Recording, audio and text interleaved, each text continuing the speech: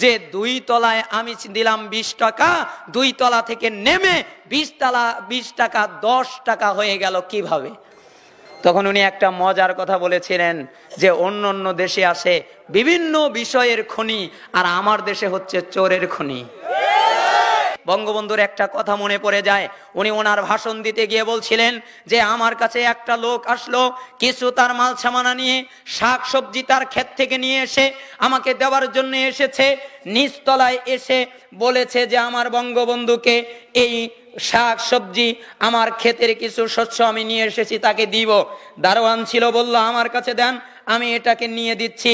দারোয়ান তার কাছ থেকে নিয়ে 2 তলায় উঠে বঙ্গবন্ধু সাহেবের কাছে ওই তার ক্ষেতের কিছু জিনিস দিয়েছে। উনি খুশি হয়ে গেছেন, আর ওই দারোয়ানের কাছে 20টা টাকা দিয়ে দিয়েছেন। আগের যুগের ওই সময়ের 20 টাকা মানে অনেক টাকা। তখন ওই দারোয়ানটা 20 টাকা নিয়ে 2 তলা থেকে 1 তলায় নেমে লোকটাকে 10 টাকা দিয়েছে।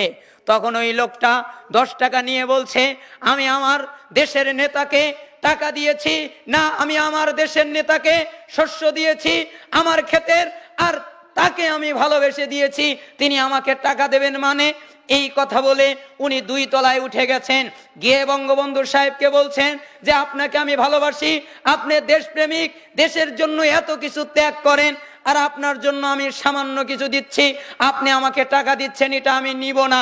যখন তার কাছে টাকাটা দেওয়া হলো, তখন উনি 10 টাকা দেখে বললেন যে 2 তলায় আমি দিলাম 20 টাকা, 2 তলা থেকে নেমে 20 টাকা 10 টাকা হয়ে গেল কিভাবে?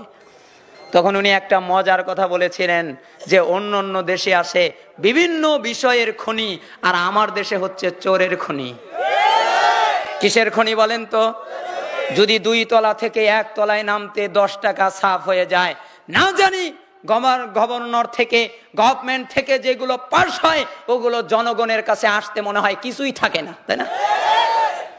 এজন্য রাসূলুল্লাহ সাল্লাল্লাহু আলাইহি সাল্লাম বলেছেন যে শুনে রাখো, 5টা বিপদের সম্মুখীন হবে, তার ভিতরে একটা হচ্ছে এটা, যখন তোমরা ওজনে কারচুপি করবে তখন দুর্ভিক্ষ দেখা দেবে, যখন তোমরা আল্লাহ এবং তার রাসূলের অঙ্গীকারকে পূর্ণ করবে না, তখন তোমরা স্বজাতির ভিতরে অনেক ফিতনা লেগে যাবে, আর যখন তোমরা আল্লাহর বিধান অনুযায়ী বিচার ফয়সালা করবে না, তখন তোমরা নিজেরা মারামারি করবে। মুসলমান মুসলমানের বিরুদ্ধে লেগে যাবে, মুসলমান মুসলমানকে হত্যা করবে, মুসলমান মুসলমানকে কতল করবে, মুসলমান মুসলমানের বিরুদ্ধে লাঠি উঠাবে, মুসলমান মুসলমানের রক্ত ঝরাবে, মুসলমান মুসলমানকে হত্যা করবে। অথচ রাসূল সাল্লাল্লাহু আলাইহি সাল্লাম বলছেন, আন আবি হুরায়রা রাদিয়াল্লাহু আনহু قال, আবু হুরায়রা রাদিয়াল্লাহু আনহু তিনি বলছেন, قال রাসূলুল্লাহ সাল্লাল্লাহু আলাইহি ওয়াসাল্লাম, রাসূলুল্লাহ সাল্লাল্লাহু আলাইহি ওয়াসাল্লাম বলেছেন, লা তাহাসাদু ওয়ালা তানাজাশু ওয়ালা তাবাগাদু ওয়ালা তাদাবারু ওয়ালা ইয়াবি বাদুকুম আলা বাইবাদ। শুনে রাখো, তোমরা পরস্পরে হিংসা করবে না, তোমরা একে অপরের বিরুদ্ধে বিদ্বেষ রাখবে না, তোমরা একে অপরের বিরুদ্ধাচরণ করবে না, তোমরা কেউ কারো বেচা কেনার উপরে আরেকজন আগ বেড়ে কেনা বেচা করবে না, তোমরা কাউকে হেয় করবে না। রাসূলুল্লাহ সাল্লাল্লাহু আলাইহি সাল্লাম বললেন, তোমরা পরস্পরে হিংসা করবে না, একজন আরেকজনের সাথে হিংসা করবে না, তোমরা পরস্পর নিজেদের মধ্যে বিদ্বেষ রাখবে না, তোমরা পরস্পরকে তুচ্ছ তাচ্ছিল্য করবে না, তোমরা পরস্পরকে হেয় করবে না, তোমরা কারো বেচা কেনার উপরে আরেকজন আগ বেড়ে কেনা বেচা করবে না।